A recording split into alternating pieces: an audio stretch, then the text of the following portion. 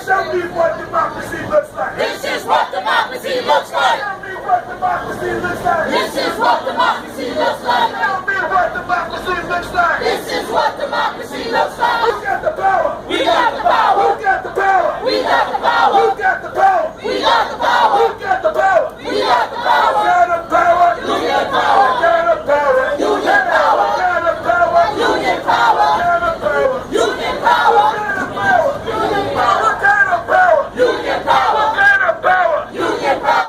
Who are we? Who are we? Who are we?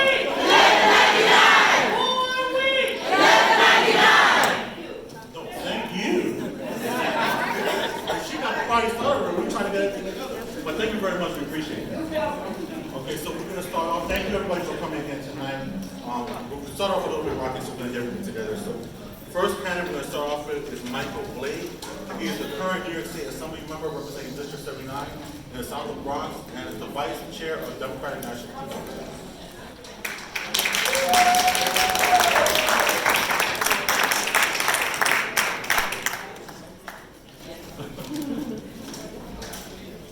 We are missing, but he is supposed to be here, Raphael Espinal. He was the current New York City Council member representing District 37, which covers parts of Bed-Stuy, Brownsville, Bushwick, Crown Heights, Cypress Hills, East New York, and Brooklyn.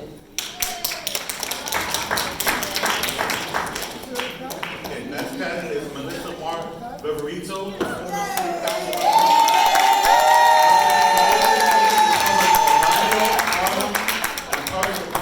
former city council speaker from 2014 to 2017.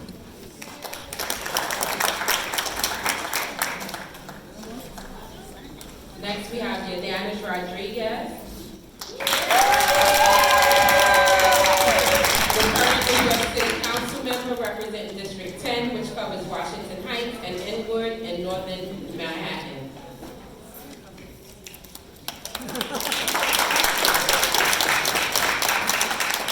Tonight is Latrice Walker, who is the current New York State Assembly member representing District 25.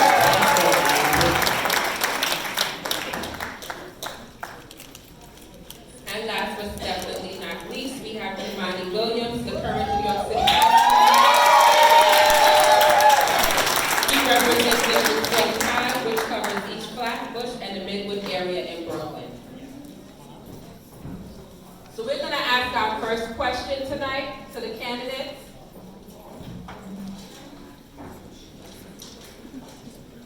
So to Mike Blake, what is your theme song? Theme song.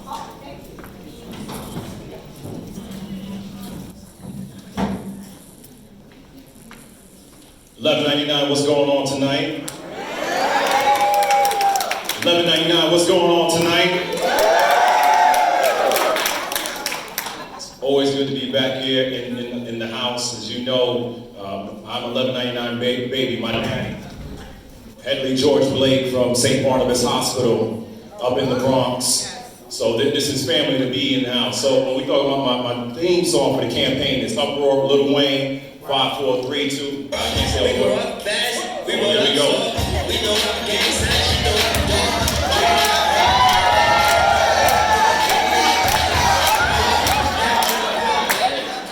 But that's all we get. Why is this the preference of song? Say again? Why is this the preference of song? So this is a song because this is a countdown for the campaign. We got 39 days. We got to have energy. We can't be playing around with this. We got to be serious about how we're going to help people. And so this is about how we keep this going. If we're going to fight for our union sisters and brothers, we got to have the countdown. If we're going to fight for jobs, we got to have a countdown. If we're going to fight for education, we got to have a countdown. Estella, we already know if we're going to be out here, we got to fight for the people on $11.99. That's what we've been trying to do. That's the countdown that we have. That's how you raised me in this house. That's how you broke this house for me. So the countdown, 5, 4, 3, 2, 1, let's go.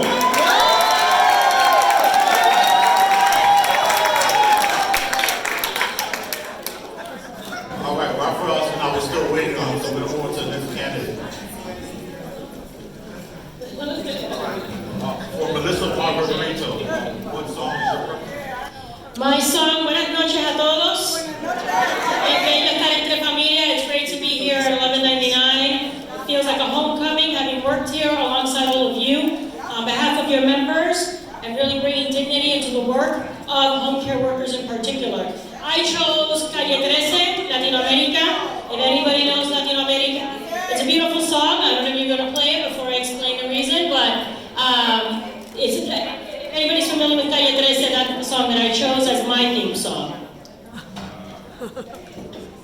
I'll play it after. I got you.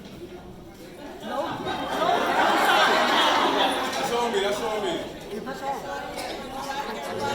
Anybody here familiar with Calle 13? Right? Okay. In Latin America, that's the name of the song. I can talk a little bit about it before we play it.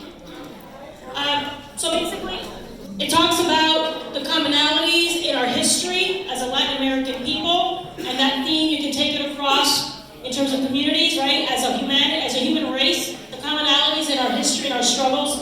It talks about Latin America having been oppressed historically, right? And that through that oppression, there's potential of our strength in coming together as a continent, as nations, to really fight against poverty that oppression has brought on to us. So when we think about the struggles of each and every day, that is what this is about fighting for equality, fighting against poverty, fighting on behalf of workers. If you want to play a little bit of it.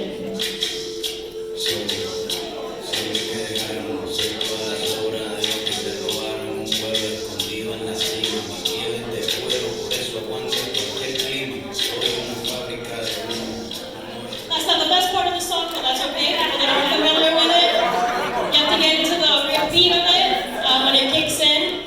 But basically, it is that story about fighting against oppression and bringing us together, the power of the strength of the power that we have. Okay, thank you.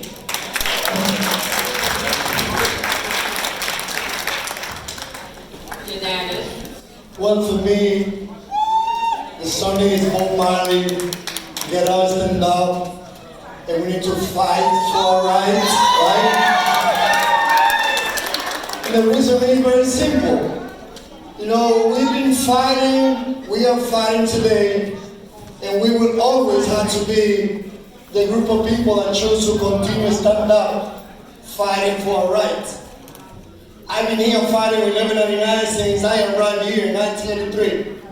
When we fought for the neutrality to Mumia Pujama, when we fought against the apartheid, when we took over Cuba in 1989, persuading Mario Cuomo not to increase tuition and cut the budget.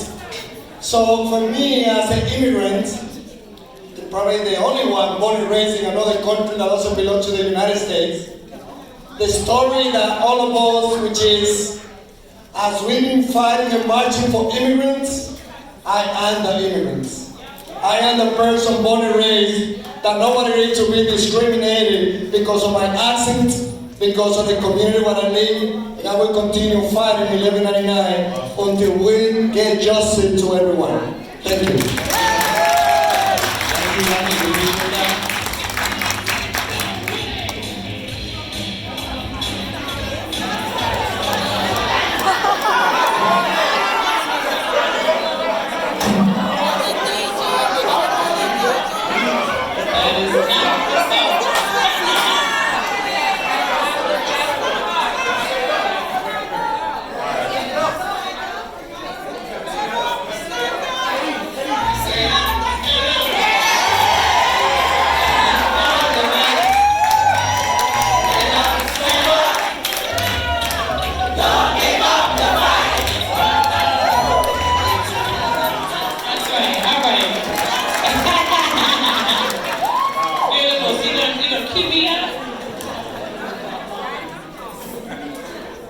Ready?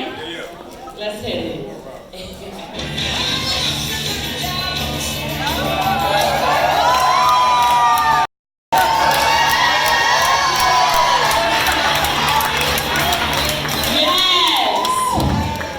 So my song is Proud Mary. And this song is about a domestic worker who was working in the South in homes of wealthy individuals, wealthy Southerners. And that woman was my mother. And that was a woman who worked without a day off, without a sick day, without any rights, without anyone saying to her that she's going to be able to get a raise. But she came to New York City on an 8th grade education, believing that if she could give her child the proper education, if she could go on and be a lawyer, to sit side by side with the children of the very people whose homes she used to clean, to be able to fight for all of those rights that she never got a chance to enjoy in the New York State Assembly. And it was one of my proudest moments to be sitting here and then to go to Albany and to raise the wages to $15 an hour. And we're so glad to be Kendall Latrice Walker, a little girl from Brownsville, Brooklyn.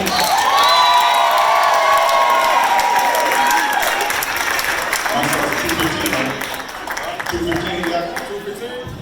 All right.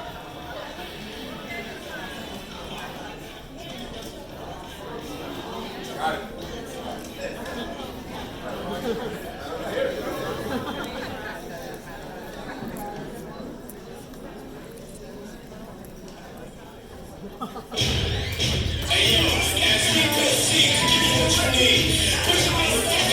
I think they scared of us.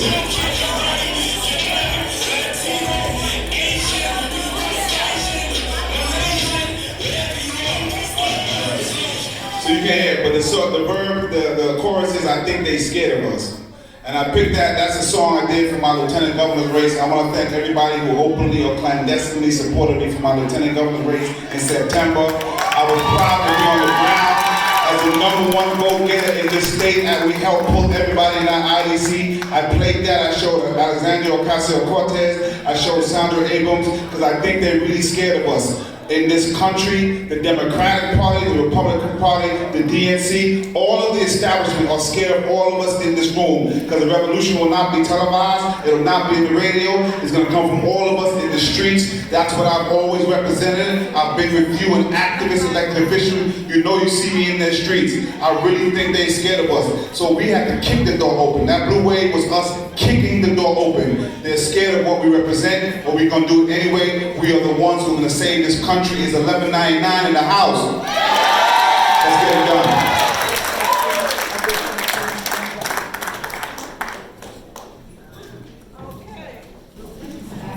Okay, we thank you guys for those introductions and your vision song. And now we're going to take a couple of healthcare questions from the audience. Hi, my name is Athan Wade. I'm a delegate at David Presbyterian Hospital. The number of New Yorkers over the age of 65 is expected to grow by over 20% in the next 20 years. What challenges do older New Yorkers face, especially in terms of long-term care, and what should be done to meet their needs? So I think one of the biggest challenges that we face, I feel like, my mom is a senior at this moment. So while she took care of me all of my life, I'm at a point now where it's important for me to take care of her. And her healthcare needs are one of the most important ones that we face each and every day, because she has more doctor's appointments than anything else. And we have to utilize safety net hospitals because we come from a family that is not very well to do. And I think it's important for us to make sure that we're continuing to fight for our district funding, safety net hospital protections to be taken care of, and also to be able to provide more resources to establish more jobs, just as we've done with $700 million to new healthcare in Brooklyn and with Vital Brooklyn and for Brookdale Hospital, Interfaith Hospital, as well as Kingsbrook. And just to make sure that all of those vital resources that are necessary for families and for seniors to be able to get access to quality health care is ensured. So just as I was able to fight for those items, I'm going to continue to keep that fight and that same stir as your next New York City public advocate.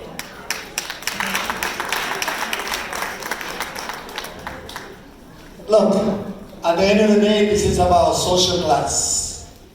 Until we continue having New York City, where 40% of New Yorkers are living in poverty, poor people, they don't have access to the good health care. We need to be sure that we establish health care for all. And it comes with money. It has to come with funding. We need to continue fighting together with 1199 to be sure that as there's like a $3 billion subsidy to Amazon, there should be subsidy to provide a good health care plan for everyone. Even people like myself that have GHI. I don't have good doctors. The best doctors in New York City who are affiliated with the best hospital, they don't take GHI. So I believe that this crisis is something that unfortunately is describing how this state in this city has been leaving behind so many working class New Yorkers who we are struggling to get a good healthcare program. So one, to continue working to establish healthcare for all, and second, to bring subsidy, because this is about money.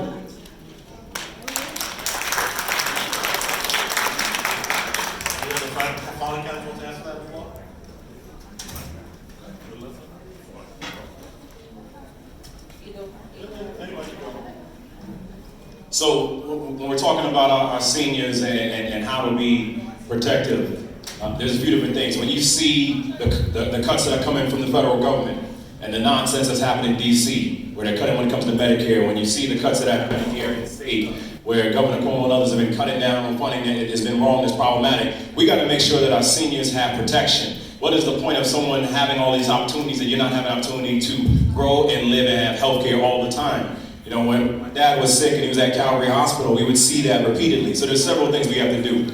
One, what do we got to do to make sure someone has help when it comes to accessorize? Because what's the point of someone trying to get to and fro different places and there's constant delays that are happening? When we talk about unsafe staffing, I'm a co-sponsor on the safe staffing bill because we haven't been helping as much as we need to. We're glad for that because if you're constantly trying to figure out how do you provide care because you have too many patients and too many individuals coming into your health system, you're not able to provide the care that you are able to do that will be the best possible quality. Three, when it comes to seniors, it's also about the livelihood and the experience and the SCREE program. So we make sure that there's rent exemption and the income that happens. SCREE is a good program, but you gotta go further because you shouldn't be in a space where you have done all these years and you're trying to figure out how you're gonna make ends meet by paying rent and keeping your home and being gay. I'm Jamaican, I don't even like it. So when we do this right now, we have to help our seniors. We got to step up for our seniors. We got to be big with our seniors. We have to step up and provide health care support at all times for our seniors. And so when we're talking about this strategy, to your question, it's the cuts that have been happening, not just on the federal level and the state level, but then we got to be serious here. Lastly, whoever's the next public advocate sits on the pension board, the NYSERS board. And we got to make sure that your retirement security is protected. Because you have worked hard. You have done what has happened. Our family would not have made it unless we had the pensions to be able to keep going. And so you have to have someone that is attentive on that, who has walked that walk and has been in that experience. If it wasn't for $11.99, my family would not be here right now. And that is the reason why we can step up and fight for you.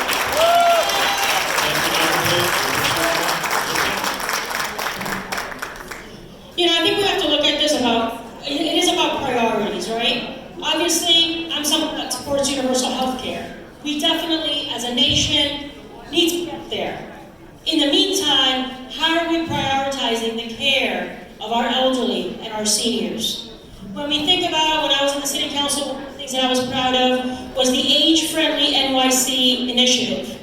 We sat with the New York Academy of Medicine and we looked at all aspects of living in New York City and how difficult it is for seniors and individuals as they age in New York City to really continue to live a productive life here. We need to look at the perspective of planning. How do we build our city better for our seniors? How do we ensure that we are prioritizing the health care? So there's that debate happening at the state level about universal health care. There is the plan that the mayor put forward of providing health access to a large number of people. We need to support that, definitely, and see how it is rolled out.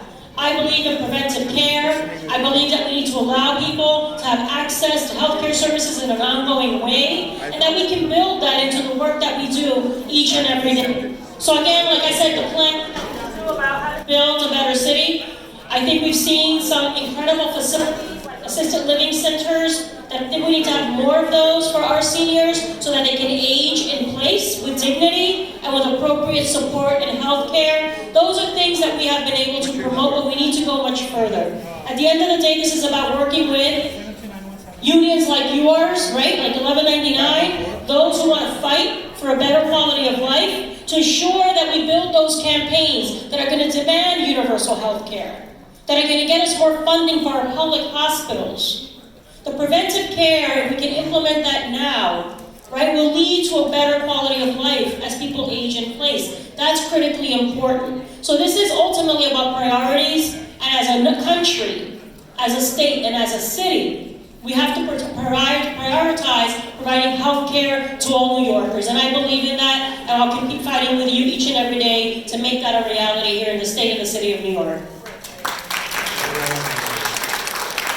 How many of you are worried about affordable housing? How many of you are worried about the MTA and transportation? How many of you are worried about making sure that you have enough if you get sick to take care of yourself? Now imagine if you were a senior on a fixed income facing health challenges. All of the things that we are concerned about are exponentially more for our seniors. So all of those things that I mentioned is the things that we have to fight to make sure are there not just for us, but for our seniors who I thank, because without them, we all wouldn't be here. And it's very critically important to understand that. When they talk about housing, I'm calling for a moratorium on any rezonings in this city until we have more deeply income tolerant affordable housing that meets the needs of income limited seniors. And so when you talk about things like mandatory inclusionary housing, that was a failed policy. We should stop until we get that fixed. When we talk about the MTA, we should make sure we know that that's Cuomo's MTA and make sure there's someone there who's not afraid to call them out to get it done. When we talk about being on a fixed income, we have to, of course, make sure that our seniors' pensions are protected. I'm so proud that I just broke ground on an 88-unit senior-only housing in my district, and I was so proud because it was an MWD architect, it was an MWD developer, it was MWD everything top to bottom, so that when our seniors look out the window, they can feel good that they're in a place that they recognize. We have to also make sure, don't forget that our seniors need to be able to access mental health services as well as they age in place. But you have to have a public advocate who has the courage to push. Now, Universal Health Care Act is possibility now in the state. It would not be there if people didn't have the courage to push. Cuomo and Democrats have been there for a very long time, and they were able to use excuses. That's why I'm so proud that I had the courage to challenge them. And so many people in this room, even though they made it public or not, helped me, supported me, and made sure we pushed back, and now we have the opportunity to get those things done.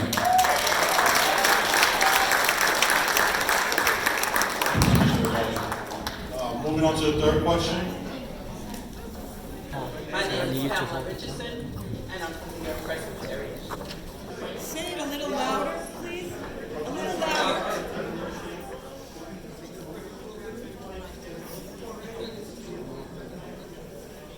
Hello? Everybody can hear me now?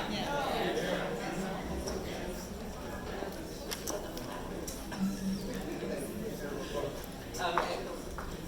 All right. Courageous is essential in public service, particularly in this role that's largely seen as an activist role. Can you share one experience of when you had to make a courageous choice?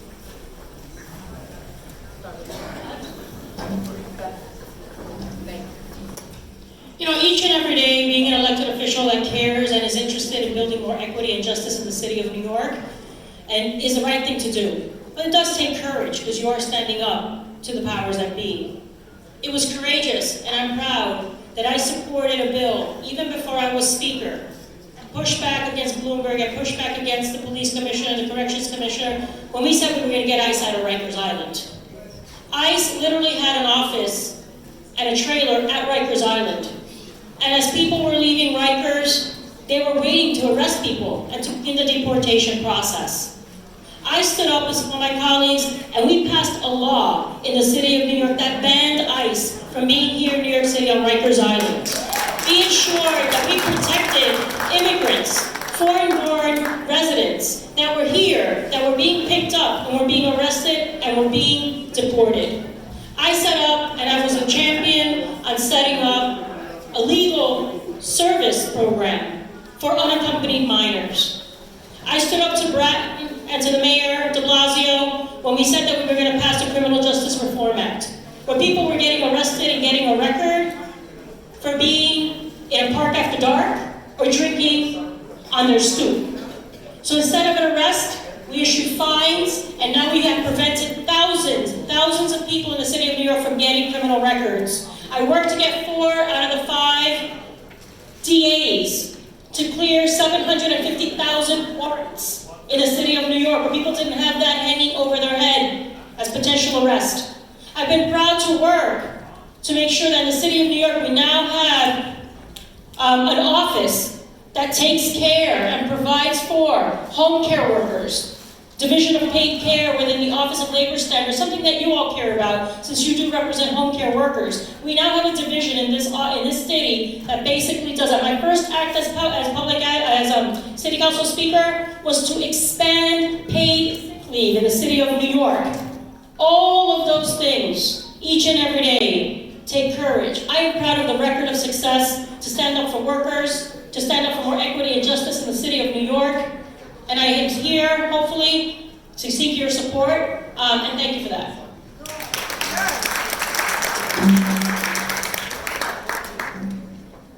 Latrice, go ahead, Ms. Go ahead.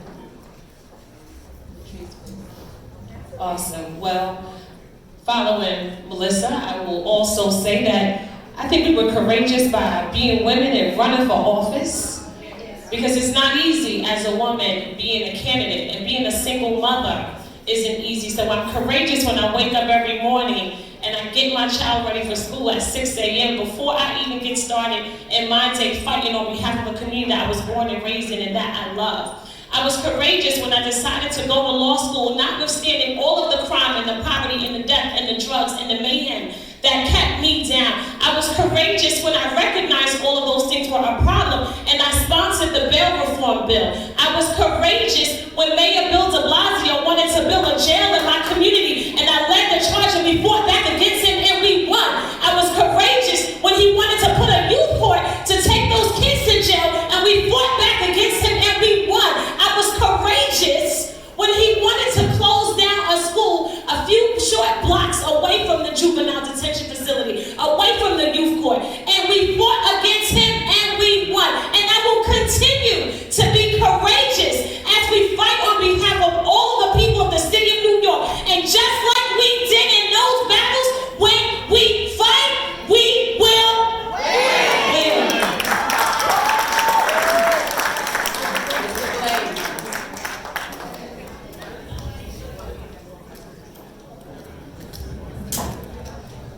Who in here knows and remembers the name of Khalid Browder?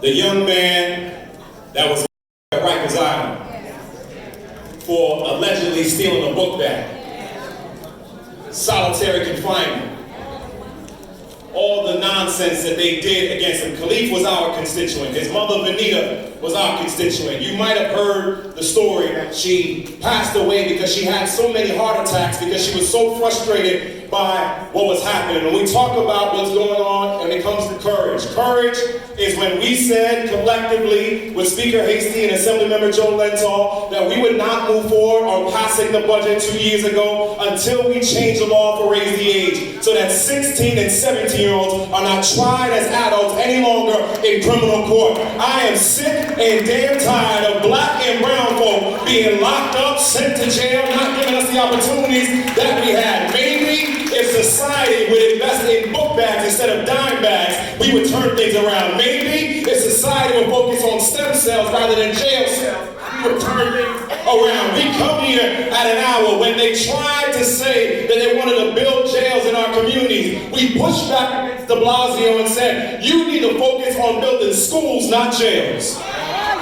That's courage. Courage means that we will be serious and stepping up. When the police harassed us and tossed me against the gate and said, you know what, the only reason we let go of you is because we recognize you. I should never have a level of justice that someone else can't get. My title should not lead to me getting a level of justice that someone cannot get. Courage means you will step up and fight. Dr. King said that 1199 was his favorite union. Why? Because in the words of Dr. King, in the end, we will not remember the words of our enemies, but our silence of our friends. Well, as a friend of 1199, I was not silent on criminal justice before. I won't be silent today. And when you elect me public advocate, I won't be silent tomorrow.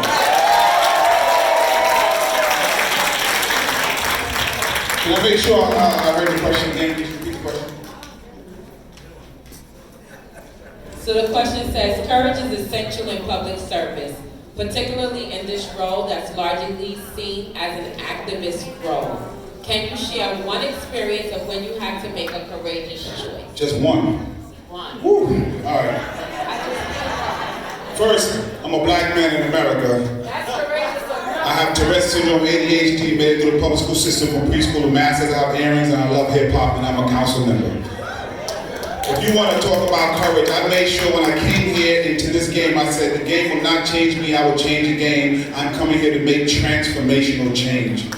And I also said it's not enough just to have courage, you have to have results from that courage. And so when we talk about the fight for 15, I want people to Google this. When people said it was crazy, we'd never get it done, please Google Jamani Williams and Wendy's. I was shutting down a Wendy's and boycotting, trying to return a person who was trying to unionize and was fired. When they stopped more young black men that lived in the city of New York because of stop and frisk, I took on the mayor, the billionaire mayor, the most popular police commissioner. Even my own community said perhaps we need to be stopped. I said no, we don't. We deserve to have better policing and safer streets at the exact same time. And now we're the safest city we've been since 1951. We were correct. I was the first elected official to say that Occupy Wall Street should be there, and I went and supported them. I was a Bernie delegate in a place that was very difficult to be a Bernie delegate. My entire life has been courage.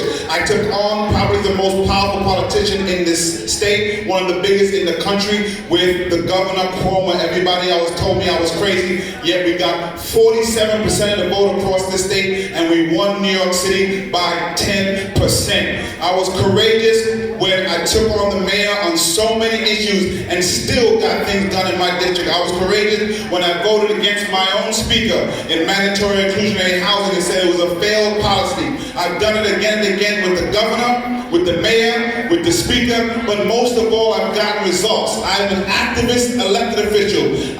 They told me I had to choose between being an activist and an elected official. And I said the best elected officials are activists. And so I showed that you can't be a productive activist elected official. 54 bills passed, the most of any council member. The most productive council member after the speaker. We've changed policy. We've changed the game, the way people look at elected officials. When I say union, you say power. Union. Power. Union. Power. Let's go do it. Look, I can see in the faces of all of you here, we are all people that we have lived with courage. El coraje más determinado que yo he tenido estar aquí en este país sin hablar el idioma y atreverme a creer que yo lo he podido hacer. The most important courage that I have is to stand here and with my strong accent to know that there's 38% of New Yorkers like me, born and raised in another country, who deserves to have the right to sit in the table. That we need to reverse it in the leadership in the city of New York. And that group should be part of the leadership, saying it's not enough to fight and march for immigrants. We are all immigrants. Recent immigrants or the free black man that came from the island of the Hispaniola, Juan Rodriguez, in 1613. It could be the 5,000 Dominicans that came to Ellis Island in 1885. Courage is Anolfo Romero. It's the Mirabar sister that I'm condemning those two streets in my community. Courage is my father who couldn't read and write. But courage is being determined to be arrested in the Occupy movement, be recognized as a protest of the year by the Time magazine, because I was not afraid. Courage is to be fighting for fair when I was told that I couldn't move the bill. Courage is to be fighting to be sure that the small business just survival should be a reality in New York City.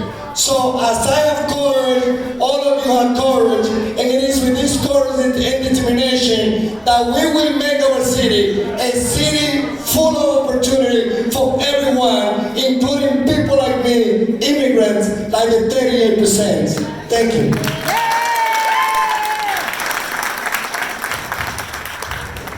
Thank you guys. So how are we feeling out there? How are we feeling out there? How you guys feeling up there? All fired up? We're still fired up. All right now. We're gonna do first point. We have assigned some questions to some people. And we're going to do an open mic later, so please just give us a moment. We have some assigned questions, and we will do open mic later. So So people in the crowd who have questions, please write them on a piece of paper, on the back of your hand, in your phone, what have you, so that you can ask those questions later, and just give us a few moments to go through the process, and we'll get to that point later, okay? For the candidates, we're now going to do a rapid response. We're going to do some word association. You have 30 seconds to respond, a one-word answer, and a quick explanation to that one word. You're going to get a word from a person from the crowd. You're going to get a statement from the person in the crowd. I want you to give me one word and a quick response to that answer. 30 seconds. Okay? One word to the response to the words that they're giving you, and a 30-second explanation for that one word. Got it? Ready? Okay, here we go. To who? Good evening to everyone. My name is Margaret Pasley. I am a home care worker. And this question, I would like Melissa Mark-Viverito to answer it. Quality public housing. I'm sorry? Quality public housing. A human right. There you go.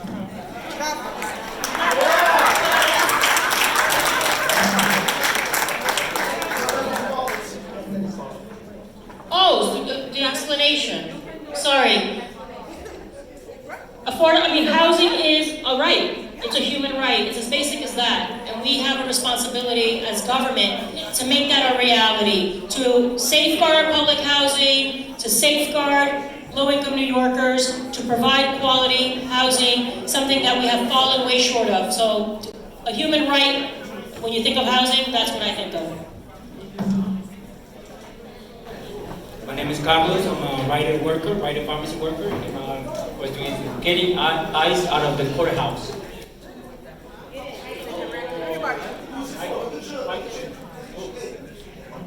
Lisa. So yes, getting ice out of the courthouse. We'll do it. Needs to get done. Look, let me say this. We have 30 seconds. When I was speaker, I stood up, okay, to the chief judge, questioning why was ICE allowed to wander in the halls of our courtrooms. We have done, and I have a history of fighting to make this city a sanctuary city. We're not perfect, a lot to do, but we have laws to help send a message. And so with regards to ICE, I have a record of standing up for our immigrant communities. I have a record of success to stand up against powers that facilitate ICE being in our courtrooms. That cannot be for many, many reasons. So that is something that I definitely will continue to stand and to make sure that our state chief judge does what is right by our communities and make sure that she puts protocols in place to kick ICE out of our courtrooms.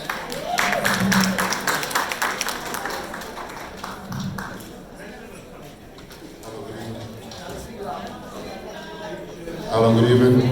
My name is Kidon Blackwood. I'm from Kingsbrook Jewish Medical Center, Brooklyn. My question is from Michael Blake. Transparency of police records.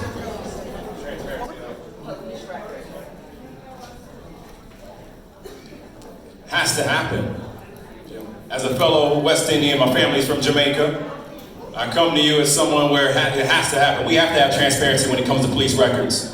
We can't continue to have a space, but we don't know what's going on with these cops. How is it that de Blasio could fire Esposito after 3 days because of a snowstorm, but he couldn't find a way to fire Daniel Pantaleo and everybody that choked out Eric Garner? It doesn't make any sense anyway. So when we talk about transparency, it has to be transparency when it comes to the records, transparency when it comes to the training, transparency when it comes to accountability. It doesn't make sense that we don't understand the ones that are supposed to serve and protect us, but we don't actually know what are they being trained to do.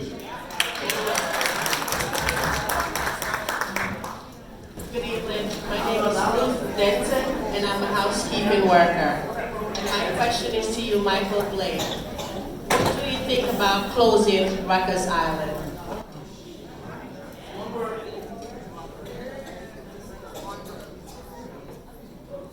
Complicated. Because I want to be clear about this.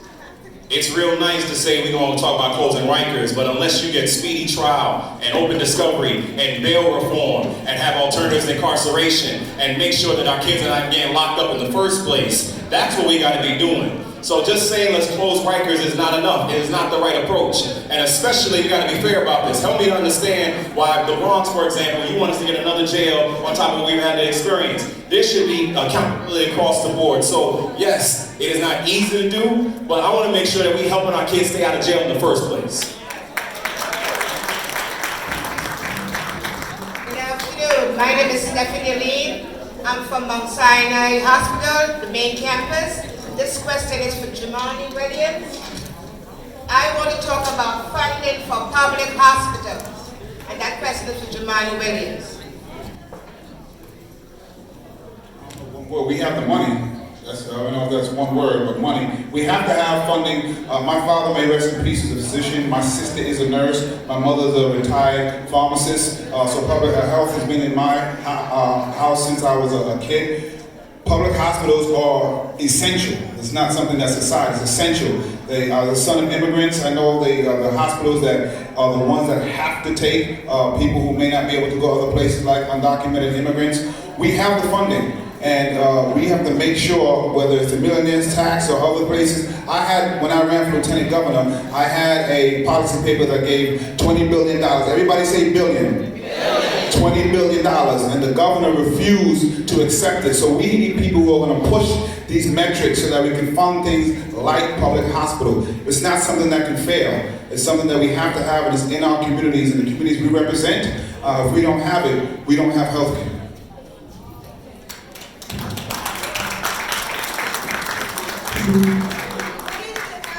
My name is Oksana. I am home care worker, and I want to know how we can protect and secure our home care job, healthcare job, because of our home care workers lose job because of city park. How we can do that? What she's asking is quality healthcare jobs. And this is for Idanis Rodriguez. Without the home care workers, my mom, who is dealing with dementia, since my father passed away in 2009, we will not be able to know how she will be able to handle. So it is the home care services that we have, with whom I've been fighting for years with 1199. Fighting to increase the salary, fighting to be sure that, as the service said, that the families of those who have the loved one being taken care of by the home care believe that you've been paying $40, $50 an hour, when in reality that's not the case. To recognize what people say in the survey and translate it into the salary and protection that you deserve. It is with the home care worker that the senior population, and I'm 53, 2 more years I'm going to be joining the ARP, and who knows how soon I will also have to rely with the home care. That population continues growing every day, and we need to be sure that the home care services get the respect with the funding necessary to get a good job and good retirement program. Thank you, Idanis.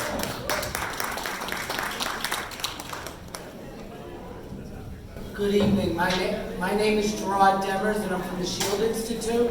My question is for Latrice Walker, and it involves stopping predatory landlords. So one word response, I'll say sue. And I think it's important for our next public advocate, again, to be an attorney. Not that you need to be an attorney in order to be the public advocate, but at the end of the day, when talking into a microphone just isn't enough, because the administration isn't listening to you. When talking into a camera just isn't enough, because the harassment continues and people are losing their homes at rapid rates. I think it's time for us to continue to have a public advocate who has a degree and who is licensed to be able to take these landlords to court on your behalf, so that when they take you to court, you have a landlord, you have an attorney who can stand up on your behalf. So the short answer to my response to predatory landlords is sue.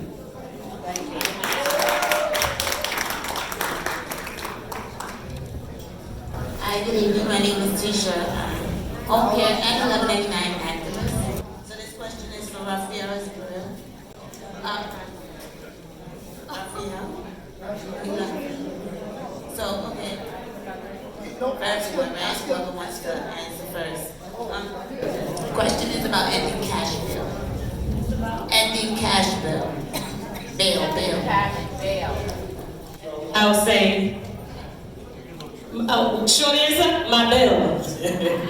I was able to stand up because I recognize that bail under our Constitution is not supposed to be about punishment. And we know that so many people are sitting on Rikers Island right now and they haven't been convicted of anything. But it's about economics. And the Constitution provides that bail should not be cruel or unusual punishment. But that's what we have seen here in our state. It's supposed to be about securing a person's return here to this city. But let's not get it twisted. People talk about cash bail because they want to end the money system, because they want to end mass incarceration. But what they're trying to replace mass incarceration with is mass surveillance. People walking around with ankle bracelets and electronic monitoring devices. So while I will say that that's a great question to always keep our eyes on the prize with respect to cash bail, but we need to also think about what people are trying to put in the place of it, which is mass electronic surveillance of our people.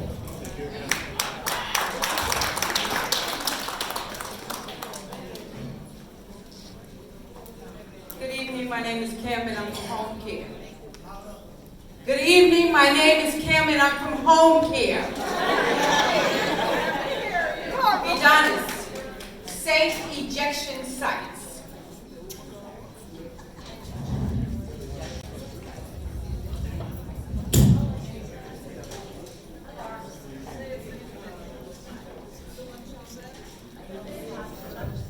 So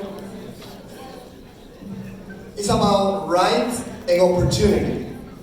It's about rights of people that they're dealing with opium and any drug addiction to be sure that they go to good places to get the needle and the injection. However, we also have to be sure that those sites are not happening only in particular area. There in Washington Heights, where I represent, there's one at 181st and San Nicolas Avenue. I don't believe that that's the right place to do it, but I believe that as many of us, from especially the Black and Latino community, been dealing with addiction for so many years, and they need to get exchange those needles. It is our time to be sure that if we get those exchange needles for the injection, if that's the question is, those should happen in safe place. The last phrase of my name is Evan for writing pharmacist. This is for Jemani Williams, marriage equality and LGBTQIA rights. Also human rights. Marriage equality is what we should have. I'm glad we have it. It is justice and equity. LGBT rights are just the same as women's rights, as they're human rights. I'm very proud to have done so much in leading the conversation, whether it was the stop and frisk stuff that I spoke about. We made sure that people cannot be stopped based on sexual orientation or gender identity expression. The bathroom bill, which came through my, Danny Drum came through my committee, so we had gender neutral bathrooms. Everything that we need to continue lifting up this community. Most importantly, when it comes to hate crimes, transgender sisters who have melanin in their skin are being killed across this country with impunity. We have to continue to lift up their voices because every life is particularly important. I want to make sure that we put that out there. Please, everybody pay attention. Transgender sisters are getting killed. They are the #1 people getting killed in this hate crime. We got to make sure we continue to put that out there. Thank you.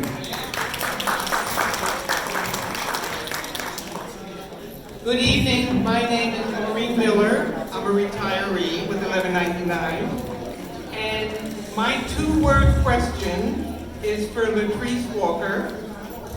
Congestive pricing.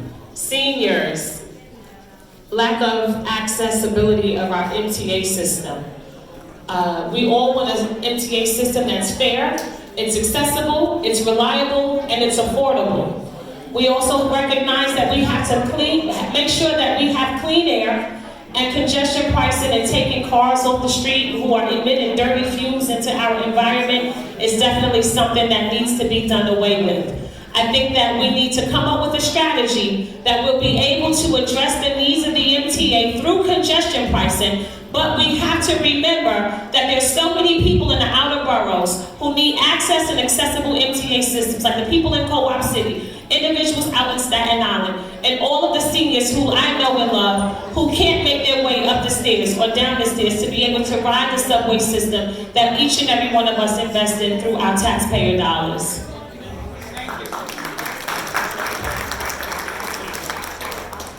This is the last one that goes for everyone.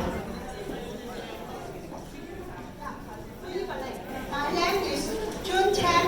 I'm a home health worker. I work in Sunnyside. My question is about how about our fair fares? I say it's unfair because one of the things that they did with fair fares is most people utilize these one ride Metro cards. And the one ride Metro cards is not included in the fair fares option. Unfortunately, the way that they were able to utilize this system is you only get the benefit of fair fares if you buy, I believe, a $60 Metro card that most people will never purchase. So I think it's important for us to acknowledge that fair fares are important for people who go to work and rely on our subway system each and every day. But I do think it's unfair that so many black and brown kids in our communities are getting more violations for jumping the turnstile than any other community in our city. I led a fight for fair fare at the City Council with the Advocates Group. Yo encabecé la lucha en el Consejo Municipal para tener un descuento en la transportación. I was told that this couldn't be done. I keep fighting. Giovanni helped me in the fight. I was not able to get it to the finish line. I tried to do it through legislation. Then this time around, we did it. The fair fare will include everyone. It will also include a single fare. The problem is that we need to be sure that the 800,000 New Yorkers, including undocumented, will benefit with the fair fare. Thank you.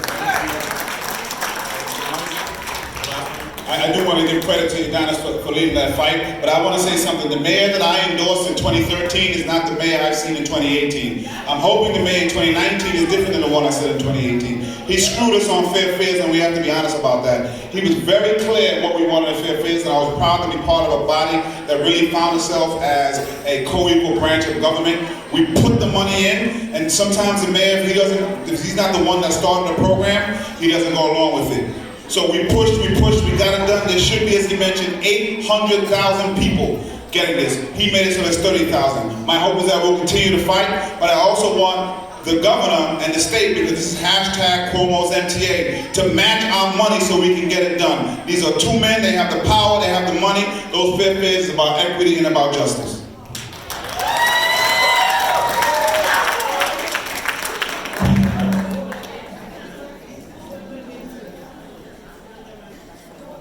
Well, not only is it not fair, but it doesn't make sense. The most important thing is why are the trains and buses always late?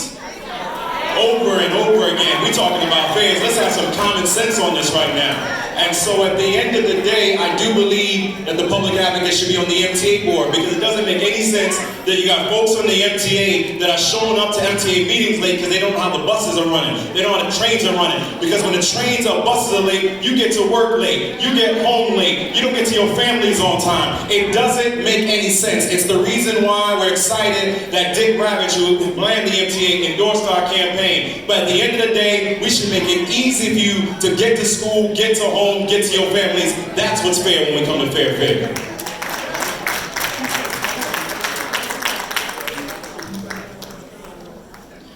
I'm glad the fair fares is implemented, and I hope it does come to realization the way it was originally envisioned. I will say that my line on the ballot is fix the MTA.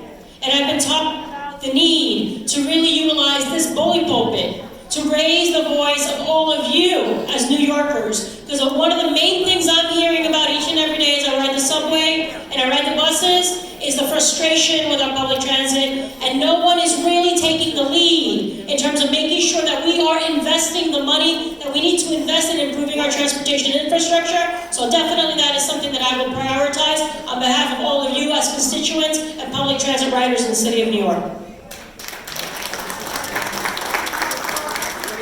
Thank you guys for your answers. And now we will have an open mic. We have 5 minutes here. If you have a question that you've written down, please meet me in the front over on this side, and we will take a couple of questions from the audience. Thank you. 30-second answers, please. Thank you. Good afternoon, sisters and brothers. My name is Nadine Hunter. I live on Staten Island, the forgotten borough. I would like to know, Staten Island is the only borough without a city hospital. What can you do about that? Bill 1. We just got $700 million, which equal to $1.5 billion, where we just created a new hospital system called One Brooklyn Health. We're also building out 36 new urgent care facilities. The hospital that I was born and raised in no longer exists. It was St. Mary's Hospital. So I know how vitally important it is for us to be able to have a hospital and hospital services. I am laser focused on that issue.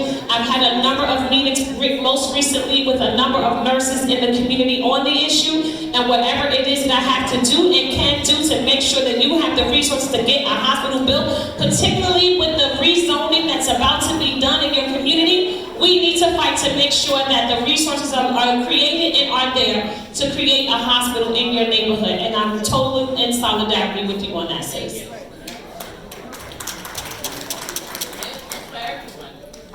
But I'm going to answer this question at the same time. I need to apologize because I have to answer the question as I let the organizer know. I only knew about this forum like a few days ago, so I had to go to another meeting too. I agree. I agree that we need to build the hospital. We will be fighting together. As a chairman of the Committee of Transportation, I've been there. It's not only about the hospital, it's about the need for more bus lane, connecting places of Staten Island to the trains. This is about giving the respect to citizens of Staten Island who pay the taxes. That is not about the healthcare, it's about transportation, it's about art, and it's about culture. As a public advocate, I will be fighting together, shoulder to all residents of Staten Island. With that, I'd like to say thank you. Is there anybody else want to get that now? Yeah.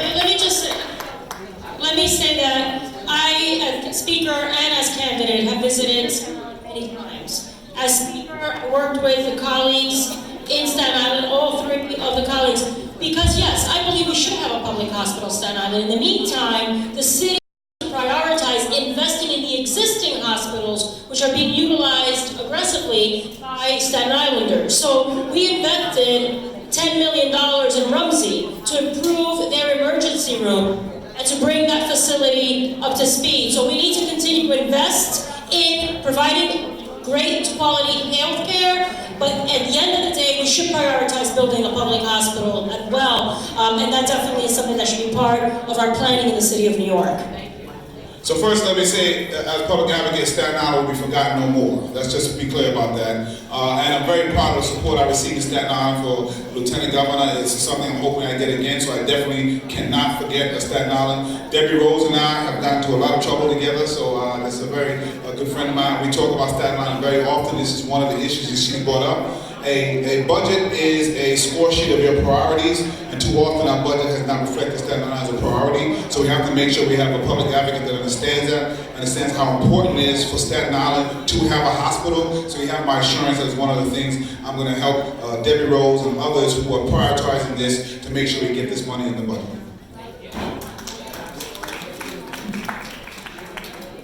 Some Ross can appreciate because often we get forgotten about as well. So to Staten Island, let's talk about your question about public hospitals.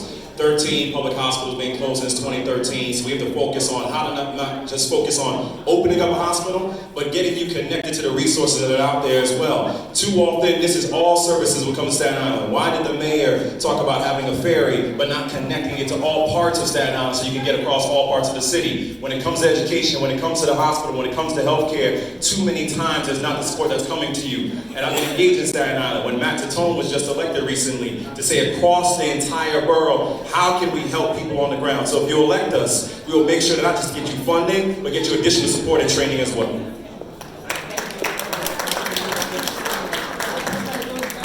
Thank you. We only have time for this one more question. Again. Hi, my name is Justina McCray. I'm a delegate, MPO, and activist for Bay Park Nursing and Rehabilitation. This question is for everybody. The question is, right now Medicare is for 65 and over. What do you think about making Medicare for all in New York City?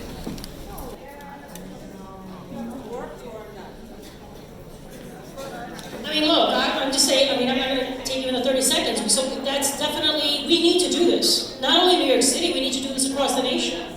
So the idea of really, providing quality health to all should be seen as a human right and should be a priority in this country. The same way that dignified housing is a right for everyone. And a quality education. There are certain things that should be a priority and should definitely not be as to where we're going to put those resources. So we should be striving as a city, as a state, as a country to make sure that we're providing quality healthcare, education, and housing for everyone. That is definitely the viewpoint that I have. So when it comes to Medicare, it's something that the federal government plays around a lot with. There's these donut holes, there's Medicare Part A, there's Part B, and half of the time no one really understands where they fit into the spectrum. I think it's important for us to have a universal health care system because there's so many people who go broke and have to, there was just a report that says most people go to GoFundMe to fund their health care needs as opposed to the insurance industry taking care of those needs. So I think it's important for us to pass universal health care, pass it now, and it is something that we look forward to doing in the coming days in the New York State Assembly. So stay tuned, and I'd love to engage in the conversation with you a lot more as we move towards a more universal healthcare system here in our city and also across our state and in our country.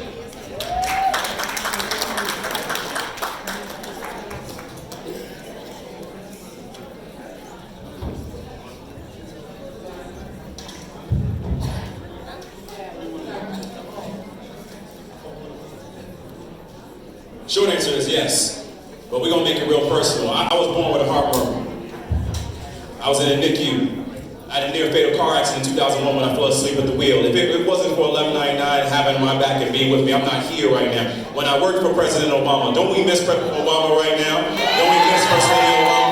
When we worked on the Affordable Care Act, that was the first step. I'm a co-sponsor and saying we have to go further when it comes to single payer. But I'm saying all this because all of us should have an opportunity to have health care and not be bankrupt when it comes to our health care. My family went from no house in Jamaica to the Black House at Northwestern to the White House in DC to the State House in Albany, but that happened because of health care access. All of us should have access to health care. All of us have an opportunity to keep health care. And the reason why I need Medicare for all of us should have the opportunity to be able to live longer, keep your health care, and have dignity as well. Plain and simple. Is that the last question? It's the last time to speak? All right, just really quickly, 11 and 9, how you doing? I want to make sure I come down because a year ago, there was a gentleman by the name of Robbie Ragbear who was about to get deported. And they were taking him out in an ambulance. And many of us said we cannot let him get deported. 18 of us jumped in front of that ambulance and were thrown around by ICE agents and cops. We blocked that ambulance. Because of the work we did, Robbie Ragbear is still here today. That's courage. I'm able to be there in the streets, and I'm able to pass laws. So I don't have fancy titles, but what I have like you is grit. I am from New York. I will be with you in those streets. And so when I'm walking into the halls of power, I turn around and say 1199 is behind me. That's why I'm able to get 54 bills passed. When it's time to shut down the streets, I will be there. When it's time to take the streets into the room and get the bills passed, I will be there. So yes, we need universal health care, but we need someone who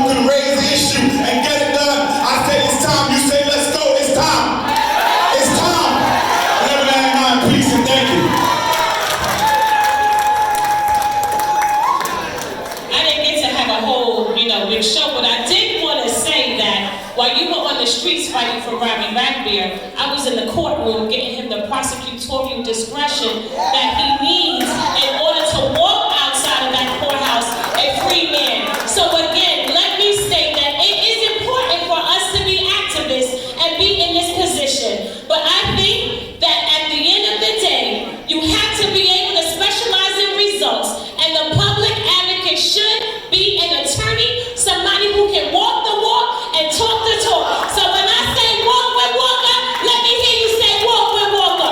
Walk with Walker. Walk with Walker. Walk with Walker. Thank you. And you know, I can't be happy y'all upstage me. Teamwork! Teamwork! Look, it's been a pleasure being here. Thank you for the invitation. And to have been working in the trenches with 1199. My track record of success says it all. I am able to get results. I'm able to be firm and stand up to the establishment when necessary. My heart, what I believe in, is creating a more equitable and just New York City. One in which we all feel welcome, where we are all included and at the table. My work as a legislator has been about building a more equitable New York City and standing side by side with union and standing side by side with community leaders to get that done. I am a true coalition builder across communities, building bridges, and I seek your support, and I look forward to getting your support to become the next and best public advocate. And at this point, we have no women in citywide office. And I think that we also need to be mindful that the most qualified candidate standing up here tonight happens to be a woman, and that's Melissa Mark-Viverito, and I hope I can count on your support. Thank you.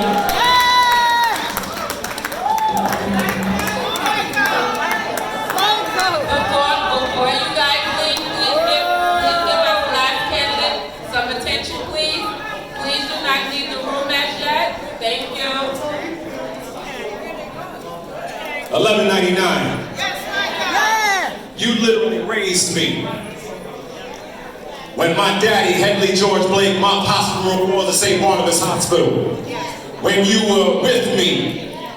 When we ran for DNC vice chair, you had my back. When I ran the first time in 2014, when no one wanted to believe in me, it was 1199 that stood there with me. When we went to knock on doors and make phone calls, you were there. I'm asking for you again to remind the people that we are here to fight for the people. When it comes to better housing, fight for the people. You should have public housing where there's heat and hot water for the people. You should have trains and buses for the people. Better schools for the people. Better health care for the people. 1199, all we have done is fight for you, and I'm asking for you to fight for me. So on February 26th, I'm asking for your vote. My name is Michael Blake, and in the words of the great philosopher Fat Joe, nothing can stop you. I'm all the way